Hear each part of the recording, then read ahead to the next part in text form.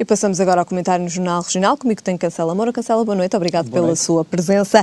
A Comissão Europeia mostrou-se esta terça-feira favorável à extensão dos prazos de maturidade dos empréstimos de Portugal solicitada pelo governo português. É, de facto, uma boa notícia para Portugal? Primeiro que tudo, era importante perceber o que é que está em causa, não é? Portanto, nós estamos a falar de cerca de 50 mil milhões de euros, 2/3 daquilo que Portugal pediu, e só diz respeito àquilo que é o Fundo de Equilíbrio e nomeadamente as instituições da Comunidade Europeia. Fica de fora a tranche relativa ao FMI. Esta é a primeira questão. A segunda tem a ver necessariamente com aquilo que o Ministro das Finanças veio dizer, que haveria, ou querem evitar, uma concentração de encargos relativamente a refinanciamentos que estejam previstos entre 2014 e 2016 e depois mais tarde em 2021.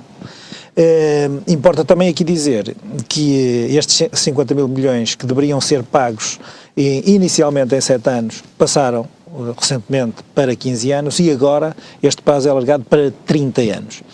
Portanto, é isto que está em causa e eu penso que será de facto uma excelente notícia, porque efetivamente, mesmo não se sabendo ainda que tipo de taxa de juros vamos pagar, alguns especialistas acabam por dizer que esta taxa de juros pode até ser relativamente baixa. Alguns apontam para taxas entre os 2,2 e os 2,4, porque não haverá necessidade, neste caso, e relativamente a estes montantes, durante estes 30 anos, haver encargos, porque não vai haver refinanciamento desta dívida. Portanto, eu julgo que será uma excelente notícia, sobretudo numa altura em que nós temos tido notícias quase sucessivas, sobretudo relativamente ao orçamento de 2013, que são umas cada vez pior que outras, e portanto julgo que é uma excelente notícia.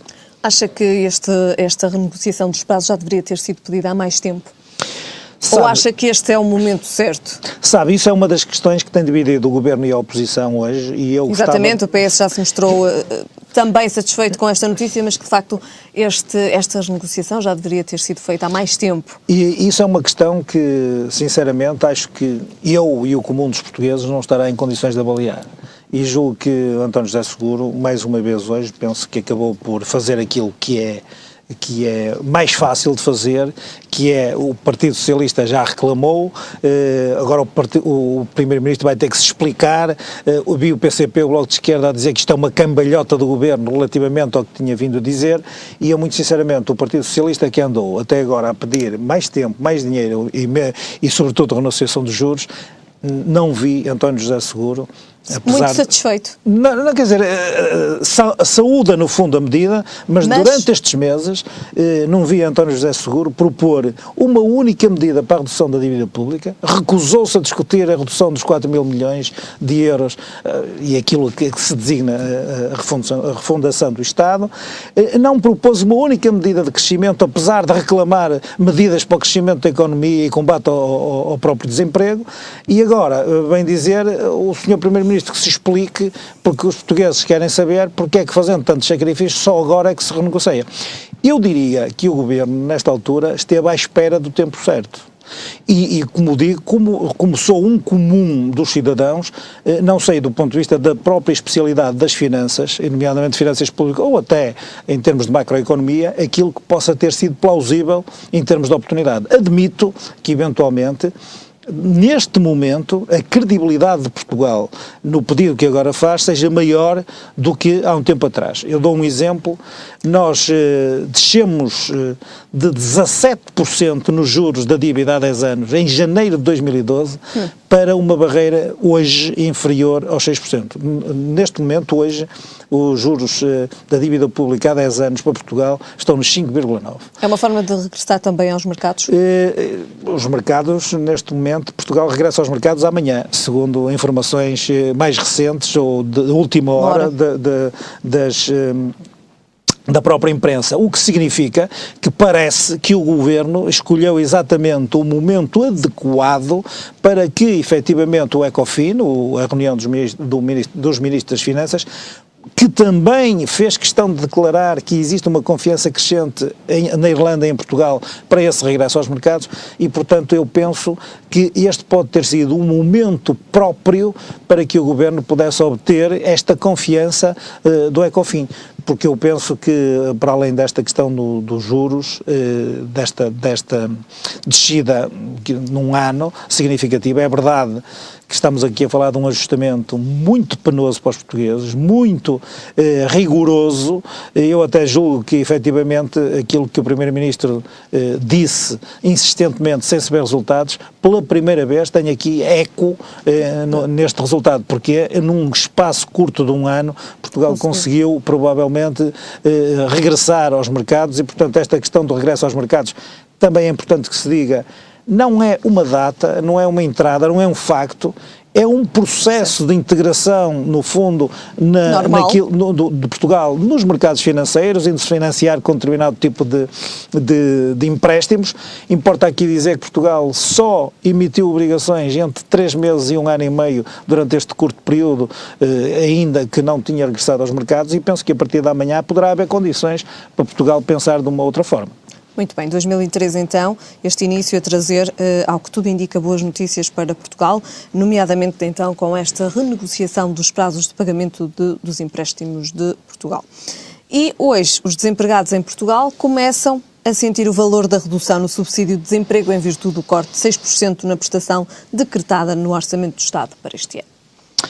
É verdade, esta questão para as pessoas também lá em casa terem uma noção do que estamos a falar, uma pensão ou um subsídio, neste caso de desemprego, e isto é equivalente para aquilo que vai ser aplicado para as pensões por doença superiores a 30 dias, que tem uma taxa de 5%, mas neste caso estamos a falar de subsídio de desemprego, um subsídio de 875 euros mensais, transformar-se-á por via desta taxa num valor de 822,50. Há aqui uma redução de 52,50 euros que efetivamente é significativa. O Ministro da Solidariedade Social, Mota Soares, veio explicar esta taxa, penso com alguma equidade. Com alguma cautela também. Sim, mas com alguma equidade, porque, repara, eu às vezes acho que o Governo tarda a explicar o fundamento de algumas medidas. E esta medida, nesta altura, com esta explicação, parece que faz mais sentido do que quando foi apresentada com o Orçamento de Estado.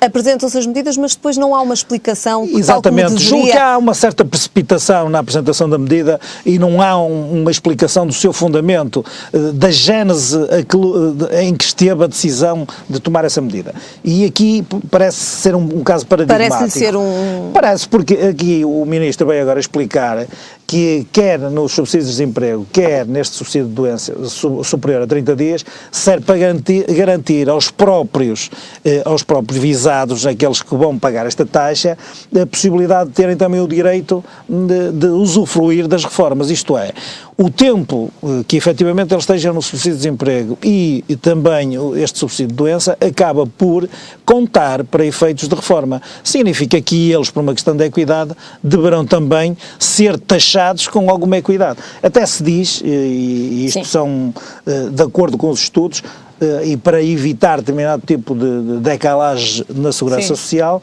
até se refere que seria necessário descontar, num caso e noutro, neste caso um subsídio de desemprego, um valor superior a 10,6, o que significa que neste momento só são 6%, o Ministro diz que até fez isto com alguma equidade.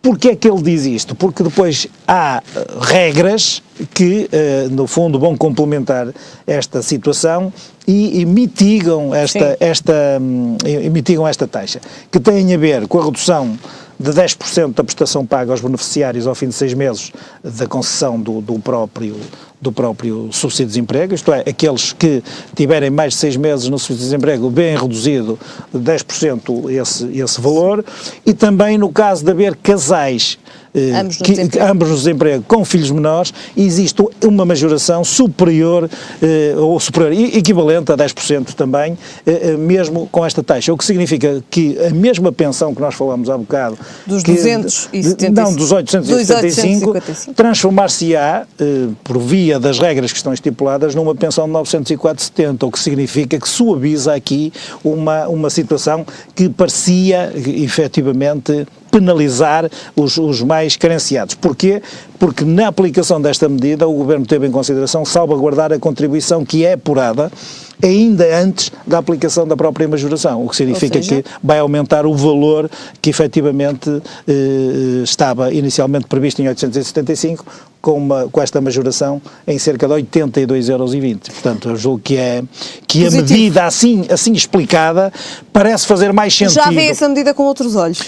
Acredito, sinceramente, como eu, que efetivamente agora no seu cômputo geral esta explicação faça mais lógica. Acredito que seja polémico este tipo de taxa, acredito que efetivamente não seria necessário noutras circunstâncias chegar a esta situação, mas também acredito que na adversidade e quando a necessidade aguça o engenho, como o povo diz, acaba muitas vezes por se encontrar soluções que me parecem mais ou menos equilibradas. E que muitas vezes também são dispares na forma como as pessoas as entendem e as interpretam. Exatamente. Cancela, damos por terminar também este nosso comentário hoje com estes dois temas. Já sabe que nos voltamos a ver para a semana. Muito bem. Boa noite.